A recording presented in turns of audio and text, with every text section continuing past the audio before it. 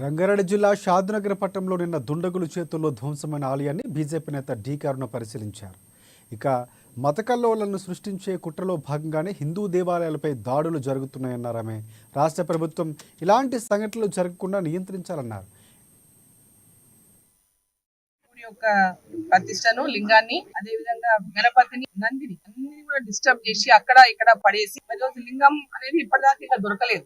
లింగాన్ని ఎక్కడ వేసినో తెలియదు. ఇప్పటిదాకా లింగం ఇంకా దొరకలేదు. మరి దీనికి సంబంధించి ఇప్పటిదాకా పోలీసులు ఎలాంటి చర్యలు కూడా తీసుకోలేదు. దీని విచారణ కూడా ఇంకా ఏ స్థాయికి అయింది, ఎంతవరకు ఎవరైనా ఎవరు చేశారనేటువంటి విషయం కనీసం ఇప్పటిదాకా గుర్తించగలిగినారనేటువంటి విషయానికి వస్తాడు. ఇప్పటిదాకా ఇంకా అలాంటిది ఏం జరగలేదని చెప్తున్నారు. అటువంటి సంఘటనలు ఎక్కడ పడితే అక్కడ రాష్ట్రంలో ఇదేమి వికృతానందమో తెలియదు పనులు చేసేటటువంటి వాళ్ళ ఈ వికృతానందం దీని నుంచి ఈ యొక్క విగ్రహాలను లింగాలను తొలగించడం వల్ల వాళ్ళు పొందుతున్నటువంటి వికృతానందం అనేది ఇది అనవసరమైనటువంటి మత కొల్లాలను సృష్టించేటటువంటి విధంగా రెచ్చగొట్టేటటువంటి విధంగా కొందరు దుండగులు కావాలని ఇటువంటి కార్యక్రమాలు చేస్తున్నట్టుగా అర్థమైతా ఉంది. మరి రాష్ట్ర ప్రభుత్వం ఇటువంటి సంఘటనలు జరిగినప్పుడు ఎంబడే స్పందించి ఇటువంటి సంఘటనలు మళ్లీ జరగకుండా దీన్ని నియంత్రించేటటువంటి విధంగా ఇప్పటిదాకా ఎక్కడ కూడా చర్యలు చేపట్టలేదు. ఆ చర్యలు చేపట్టకపోవడం వల్లనే ఎక్కడ పడితే అక్కడ ఇట్లాంటి సంఘటనలు రాష్ట్రంలో చోటు చేసుకుంటాయి. ఇమీడియట్ గా రాష్ట్ర ముఖ్యమంత్రిని కొడతా ఉన్నా, ఇటువంటి చర్యలు మరోసారి పునరావృతం కాకుండా అసలు ఈ టెంపుల్స్ లోకి వెళ్లి